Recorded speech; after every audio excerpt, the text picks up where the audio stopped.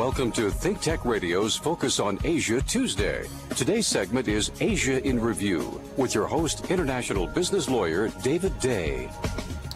We are back and welcome again to Asia in Review. Today we're going to be talking about the enormous leadership change that has just taken place in China and its significance.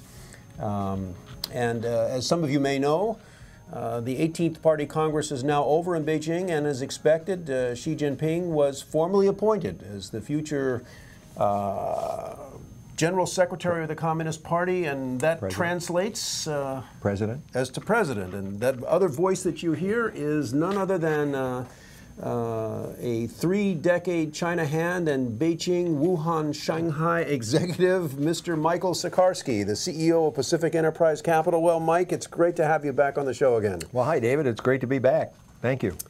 You know, as we think about, Mike, this big change that's taken place in China, I guess we want to talk, later on in the program. Well, what does all this mean, and what's kind of the backstory behind this, and what can we tell about these new assignments and impact of this leadership change on future internal developments within China as well as external?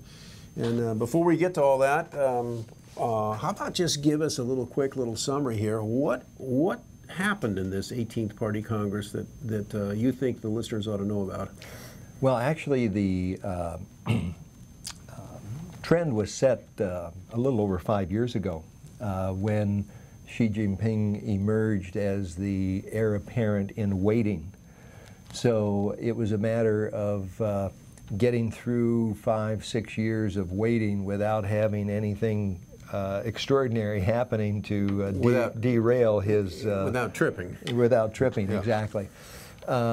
So I think what was more unknown and dealt with in the last year or two would be the cast of characters that would come in around him and with him. And so to that extent, there was a lot of movement, a lot of negotiation, a lot of horse trading, because as you know, typically these appointments are made after various factions within the party have hammered out agreements with each other as to who will end up finally on the standing committee of the Politburo.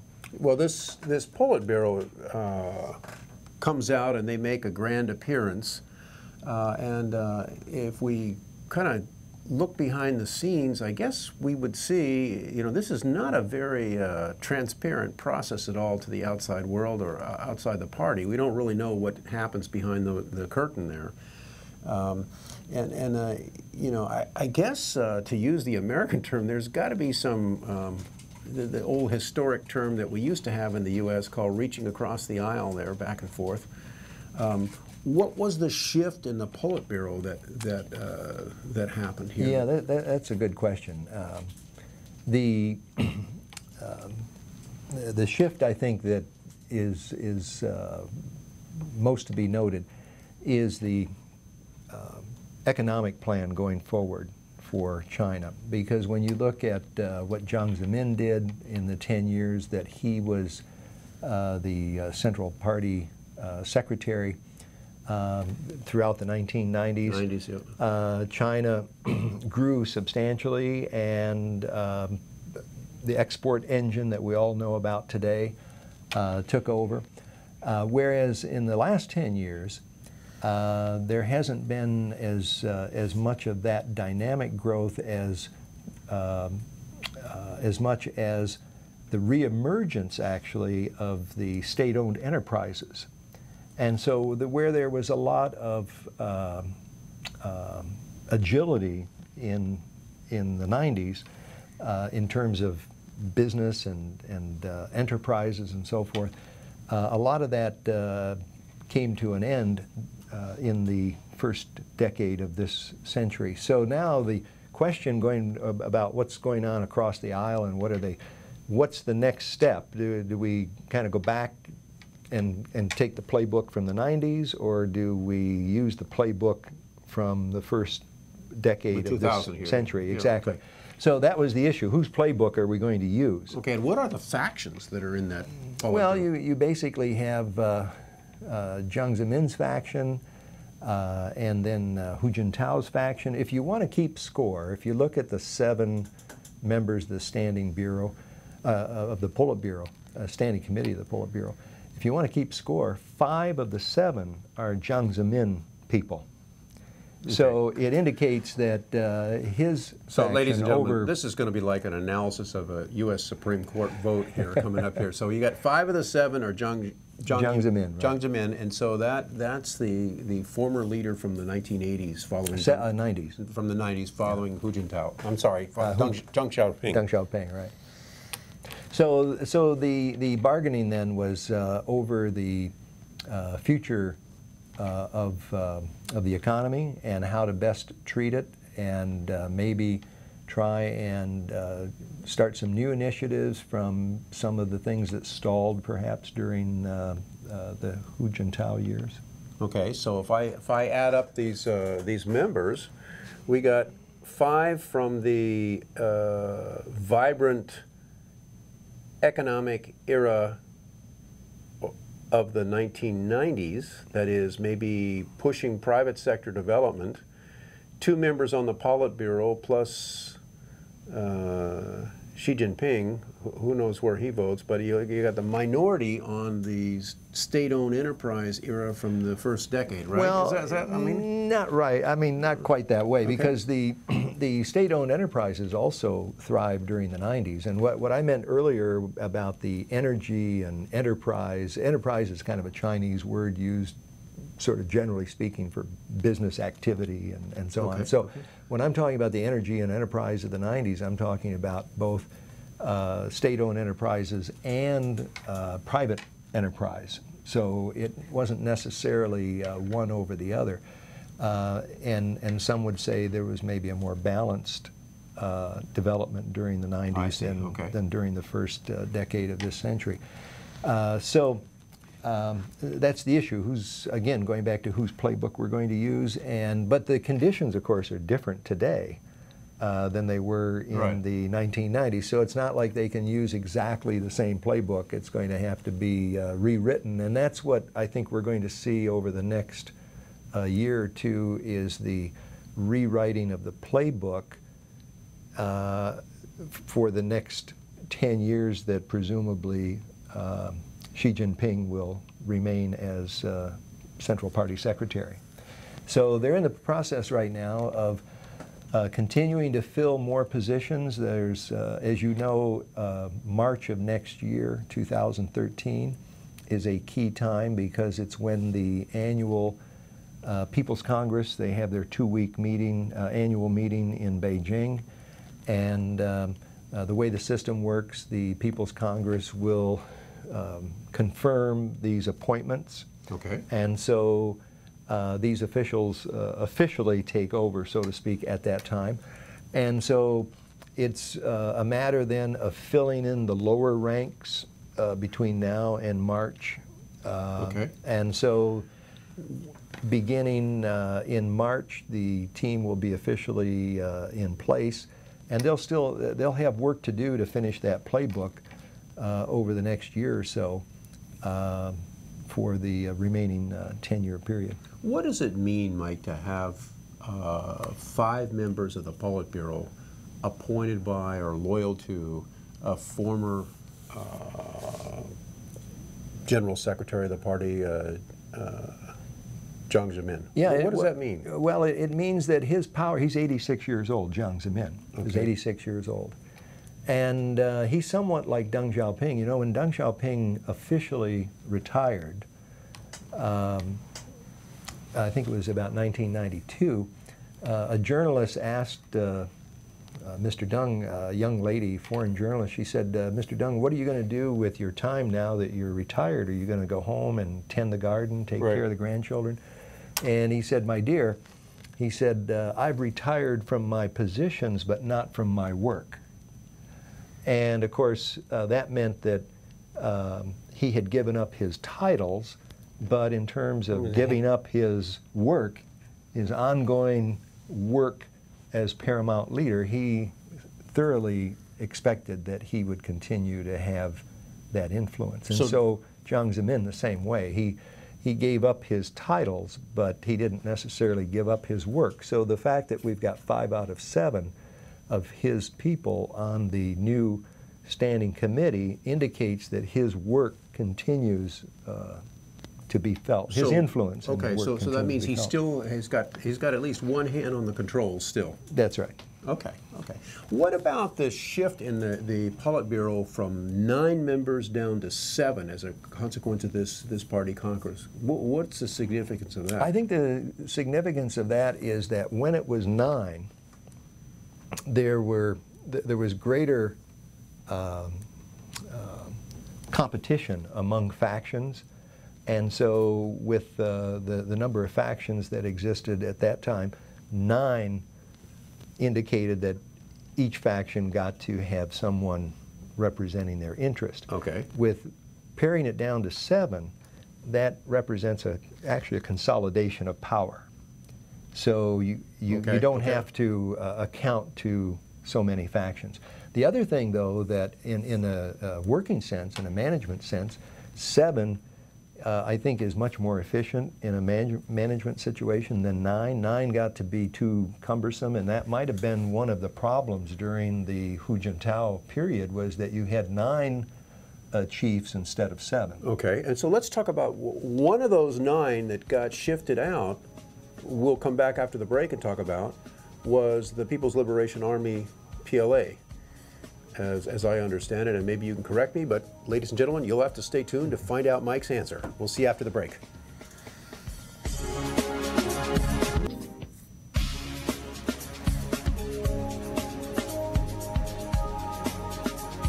You're listening to Asia in Review Thursday on the ThinkTech radio series here on AM 760 KGU. Now here once again is your host, David Day. We're back, we're live, and you can always join the show conversation by calling us at area code 808-296-5467. And a special shout out to our listeners in Asia. I'm sorry, but you're going to have to jump on the phone and Skype and make sure you get the U.S. as in the country code there.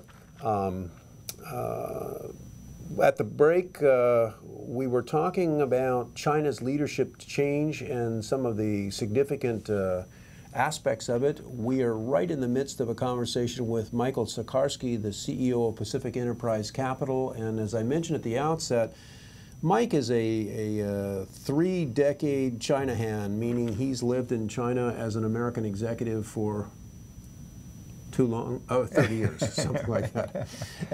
And so we've got someone with us here on Asian Review that really knows the inside of China from a private sector business perspective.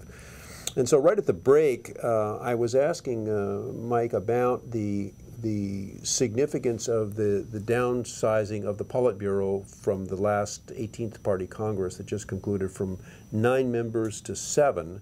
And the question I put to Mike is, does that change the relationship, weaken the power of the PLA or their access to leadership? And I know there's no question mark there, but let's pretend there was. Well, I would argue that the PLA is as strong as it's ever been in its relationship within the party, because it's, of course, part of the party. The central purpose of the PLA is to serve the party. So to that extent, it has a very intimate relationship. But in terms of the advantage that it's enjoying today, if we go back to the early 80s, when Deng Xiaoping embarked on the reform and opening to the West, the organization that he turned to lead that drive was the PLA. And he did so because the PLA at that time was better organized, better staffed, better equipped, more efficient. And they had all these factories for making military equipment and goods and stuff. Exactly. Then the state-owned enterprise sector. Okay. And so during the 1980s, the PLA businesses flourished, and they were the economy of China, and they became the export engine that we all came to know. And so they acquired huge holdings, and a lot of those officers became what I call merchant soldiers. dividing their time between those two endeavors. Well, during the 1990s, the PLA got a little big for their britches, and they were engaged in huge, widespread smuggling, corruption, and at the risk of taking over the economy. So Jiang Zemin put the brakes on that, but the PLA, which Jiang, I remember he came on television on July 22nd, 1998, and it was stunning because this didn't happen in China, and he announced at 9 o'clock that night that by the end of the year, the PLA will be out of all commercial businesses. They were divested their holdings. Exactly. And of course, what the PLA did was they got really clever, and kind of like Deng, they retired from their positions, but not their work. And so today, and by the way, Xi Jinping joined the PLA. He was a PLA officer at the time that the PLA was in the late 80s, early 90s, enjoying this economic success, and certainly was a part of that intimate relationship between economic issues and PLA issues. So he's a former PLA military officer that made some money on the side? Well, I wouldn't say that. I don't know. I can't say that. But at least he was there, active duty, at the time that this relationship was flourishing. All right. So what I maintain is that the PLA has been sleeping with one eye open for a long time on new business opportunities, and I think that the experience that she had does not create fear on his part about the PLA. If anything, I think feels he has a very close understanding of how the two can work together. So if somebody was looking at the change in the Politburo, and they looked from 9 members to 7, and you don't see any PLA general in that, it doesn't really matter because the PLA can go directly to Xi Jinping. Sure, and of course he's head of the military commission, so that closes that gap even more. So I would expect in the next 10 years to see the PLA reestablished and retake back in business. some of it back in business. Because they have remained, fairly effective, and they have huge assets. They still have, whether it's real estate or rolling stock or factories or whatever, they still hold huge assets, and they're still an organization that can mobilize production immediately.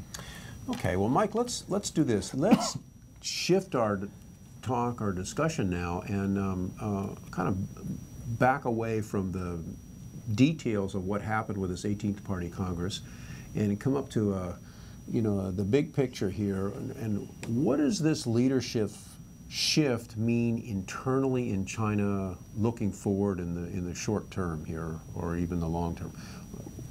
Can we expect any changes as you look into the crystal ball here? Or you change the chairs at the top? Well, the central mission remains the same, and this is whether there are factions fighting back and forth with each other or not, they are all unified in one mission, and that is the supremacy of the Communist Party of China in perpetuity. Okay. So that's objective number one. So nothing's going to change there.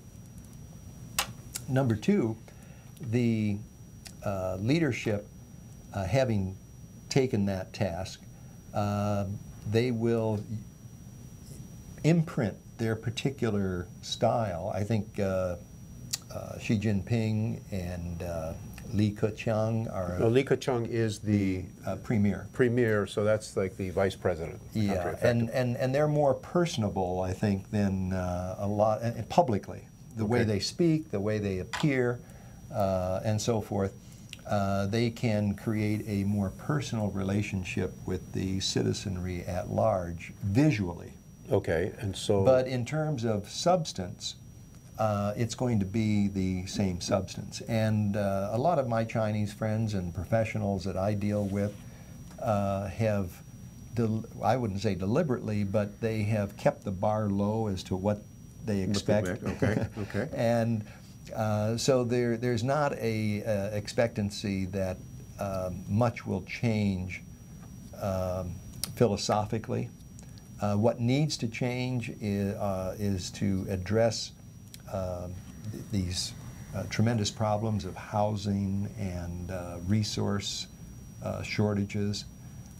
Those are things that they're going to have to, the new leadership is going to have to attack and to find remedies for. But in terms of new styles and so forth, and I'll tell you what, let me give you an example. Li Keqiang has come out with what he's calling the 4 new modernizations. Okay. And the idea of having a number of modernizations, 6, 8, whatever, goes back to Mao. And it does. It sure sounds like Mao. Yeah, almost every generation has their own modernizations. And so the 4 modernizations that have been identified as the guiding principles for the next 10 years include urbanization, industrialization, information technology application, and agricultural. Did I mention agricultural modernization? No. Okay, that's the 4th one. And so what I'm saying is you're kind of getting a rehash. No, it doesn't sound like a major shift coming up. Exactly. You're getting a rehash of the modernizations from the past 60, the different iterations over the past 60 years. How about externally, outside the country, this leadership shift? Can we expect different relations, with the U.S. or with the EU, or relations with neighbors in the South China Sea area? Different. I think the indications I've seen is that people abroad have kind of the same idea that things aren't. They're not looking for exceptional change. That it's going to be pretty much carrying out the mission that as it's been defined over the last several years. Kind of the same old, same old. Same old, same old.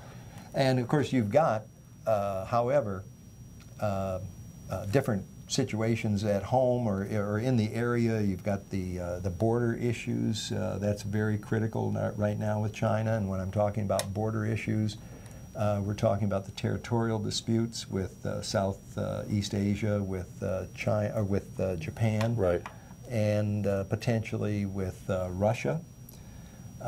So those disputes are certainly going to face different challenges and solutions, are creating different challenges and will require different solutions than maybe 20, 30 years ago. You know, you bring up an interesting point, because when Deng Xiaoping initiated this reform and opening to the West in the late 1970s, he said that we have scores, China has scores that need to be settled, but we should not attempt to try and settle those scores until we can do it from a position of strength. And so our priority should be to build up the strength of the country.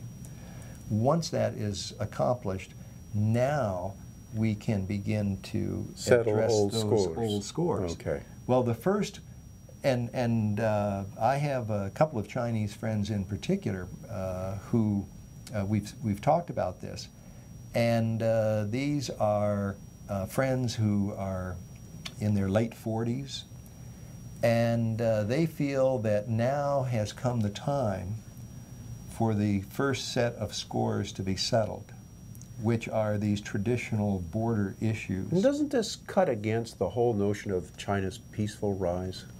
Well, I'm sorry to put the question to you right as the commercial break comes. Yeah. Stay with us. We'll be back with Mike Sacharski talking about China's leadership change right after the break. But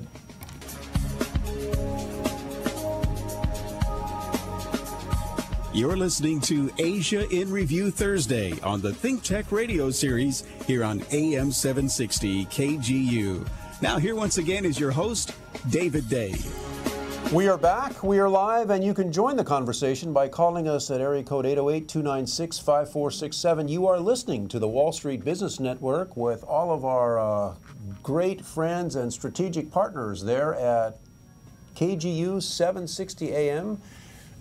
Special shout out to our Chief of Technical Operations at KGU, Leah Rodriguez, and another shout out to General Jay Fidel, the CEO of Asia in Review's foundation, ThinkTech Hawaii.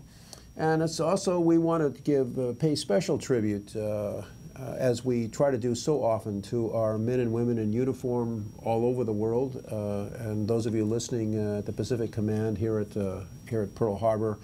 And we also do a shout out to those of you who don't wear a uniform but are in the service of our country in our various intelligence services all over the world, and we know that you've been under tremendous fire in the months in recent past. We are in the midst of a highly provocative and educational discussion with the CEO of Pacific Enterprise Capital, Michael Sacharski. And we're talking about China's leadership change in a level and depth that I don't think you're going to find anywhere else. At the break, we put the question, we were talking about the external ramifications of this leadership change over to Xi Jinping and what it means vis-a-vis some of these territorial disputes. And Mike, you've had some conversation with your Chinese colleagues and friends. What about this? Right. Well, as I was saying, that Deng gave the charge to settle old scores once China became strong enough. And so when you look at the time of Jiang Zemin and Hu Jintao, it was basically a time of building up strength. So they're following Deng's charge. Well, the first thing they're doing, yes, is building up strength, okay. The country, building up the strength of the country. And now this next generation, starting with Xi Jinping, they are charged with beginning to settle the first of the scores to be settled. Because we are now strong enough to handle it. Because we are now strong enough to handle it. And the score that needs to be settled initially is the reestablishment of basically the old tributary system. What?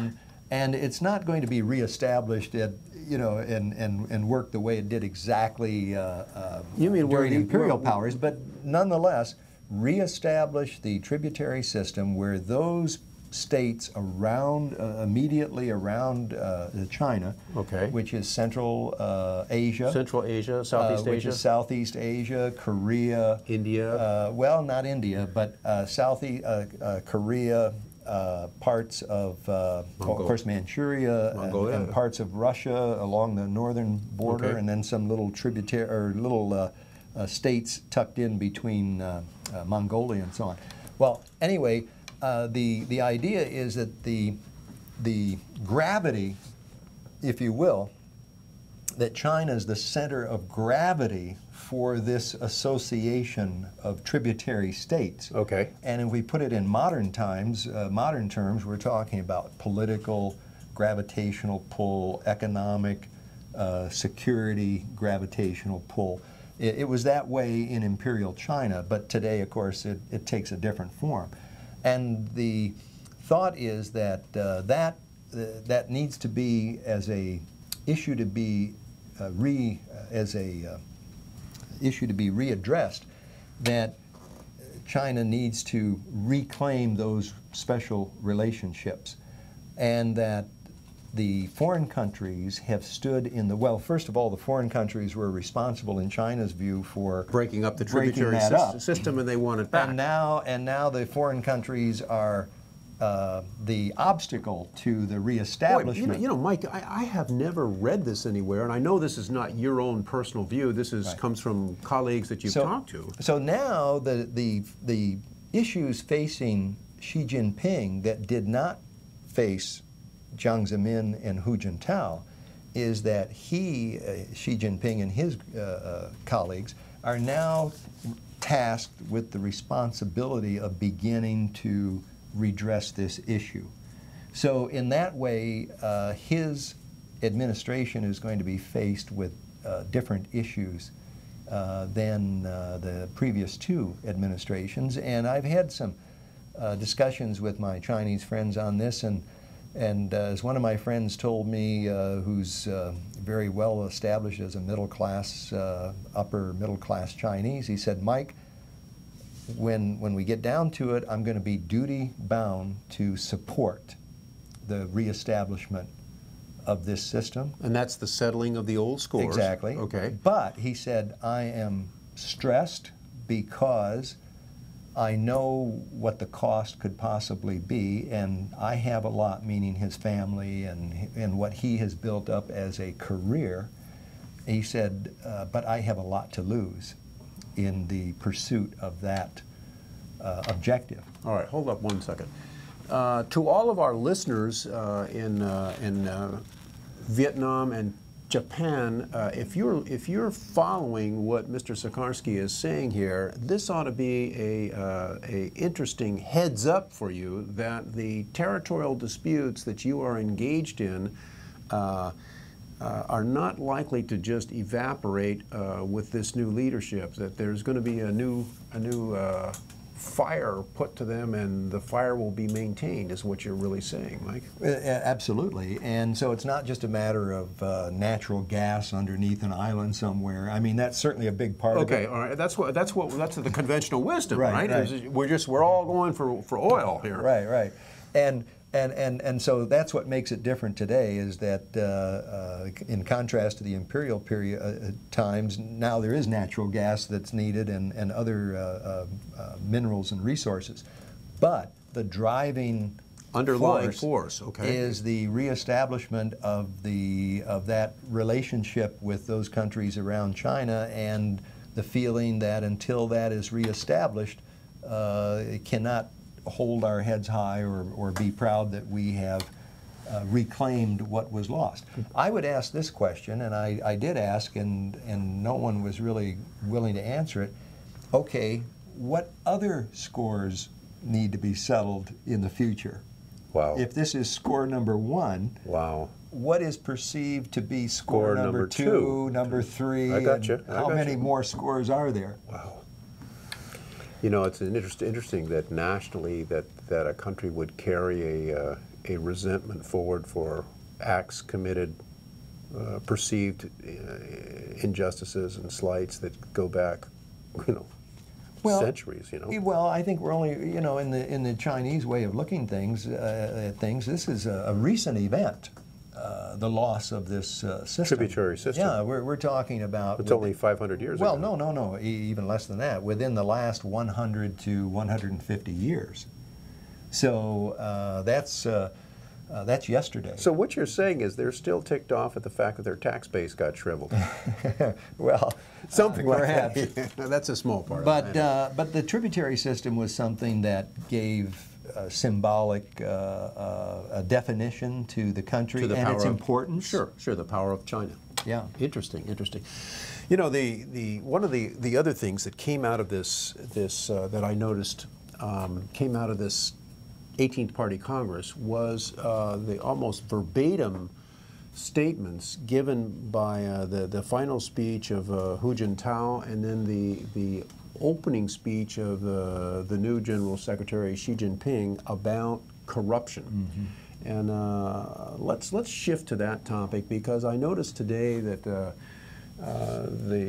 well-respected NGO based in Berlin, Transparency International, published their 2012 surveys that show that China's corruption perception index has slid backwards. It means it's got more corrupt by 5 notches. Mm-hmm. And it's further down on the list, more corrupt than it was last year. And just to be fair, they also show, if you study the trend, you'll also see that the U.S. is sliding backwards, just like China, on this perception index. But both Hu Jintao and Xi Jinping made statements like this. Hu Jintao said that corruption could cause, quote, the collapse of the party and a fall of the state, close quote. And I guess the situation is so bad that the incoming General Secretary Xi Jinping said that, quote, corruption would doom the party and the state if it were not straightened out or ameliorated or stopped. And so what's your reaction to the significance of, I'll save the questions so we don't leave you hanging, and those of you watching those long line of red taillights, we'll be back right after the break. Stay with us.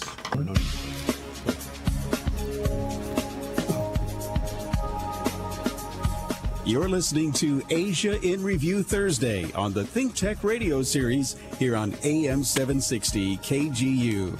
Now here once again is your host, David Day. We are back. We're live.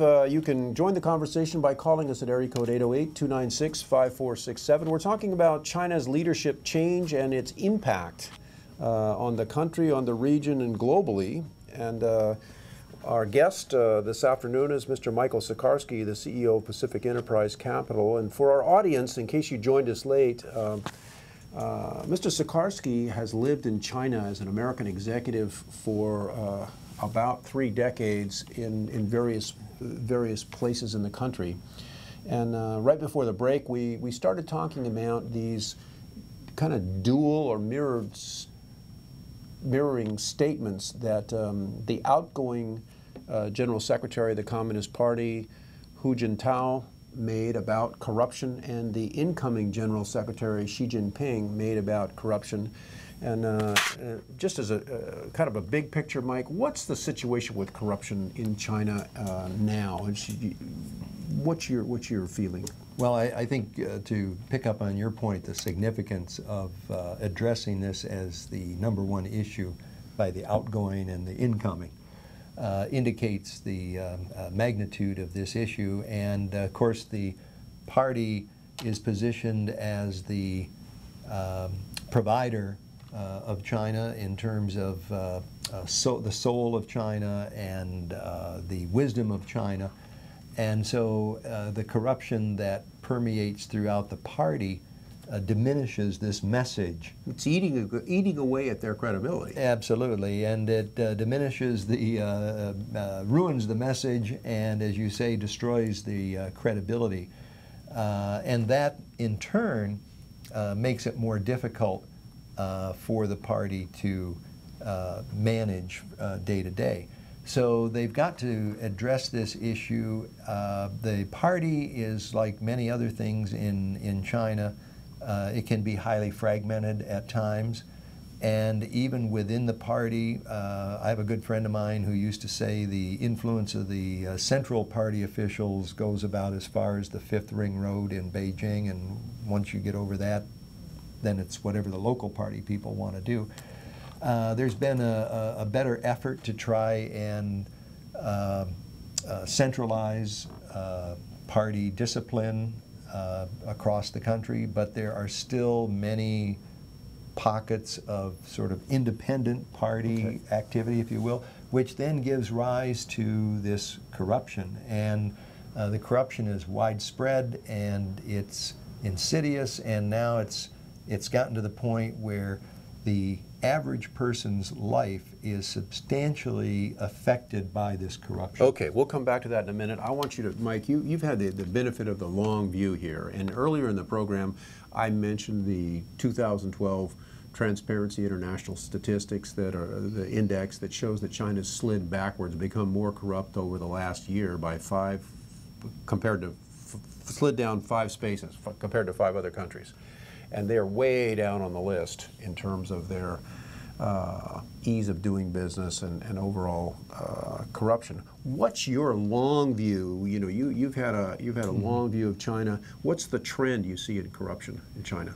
I actually, until there is an independent which I don't expect will happen, because exactly, and independent court officers and that sort of thing, I really don't hold out much chance that there will be any change.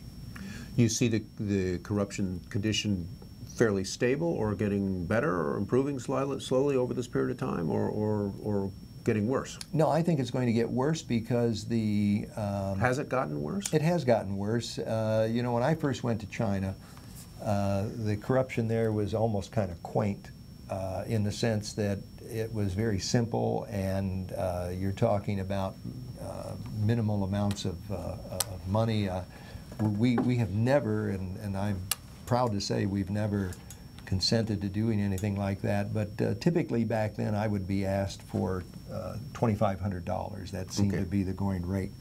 Nowadays, I would estimate that probably table stake would be $2,500,000 as the coffee money, you know, kind of your entry money to getting a lot of deals done.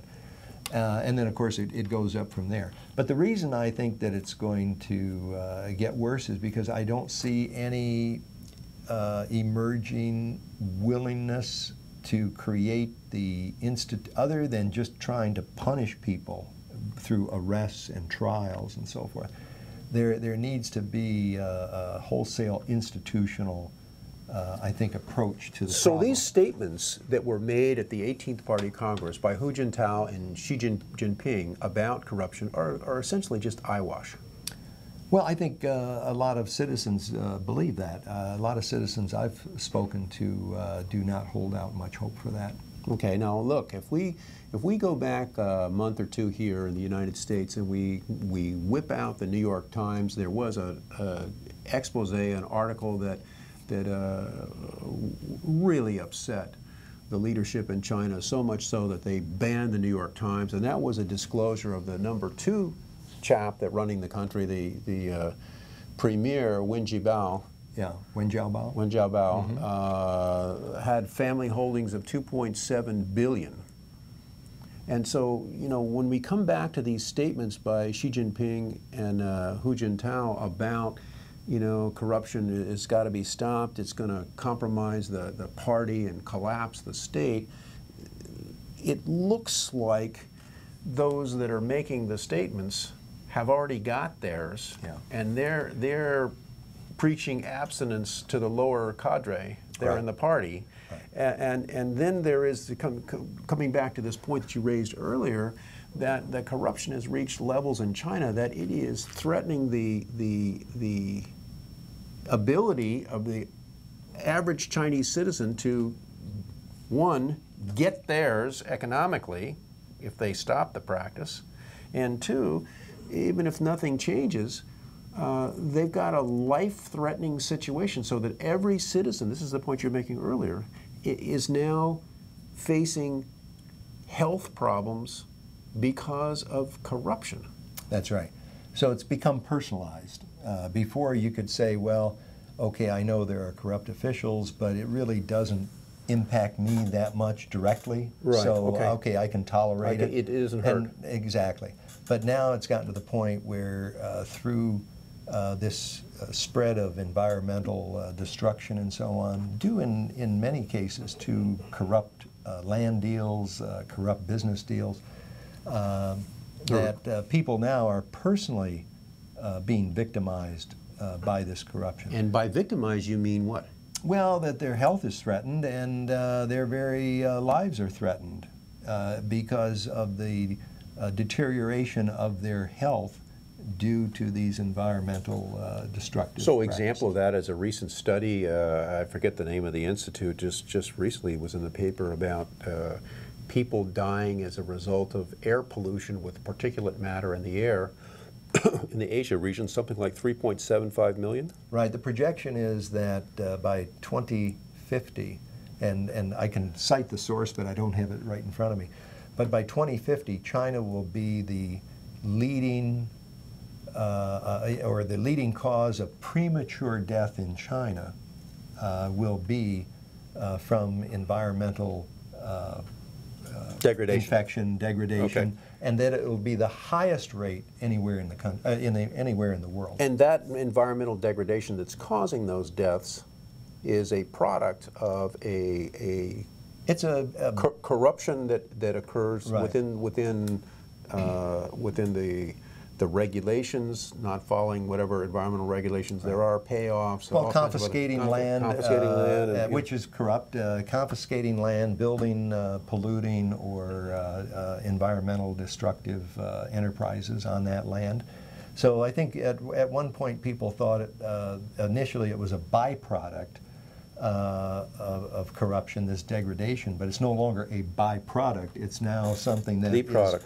Exactly, the product. But I just want to go back very quickly. My hope for the future, and I think it's realistic, is that the citizens will demand transparency. I think where you have transparency and it shines the light on corruption, it helps to root out corruption.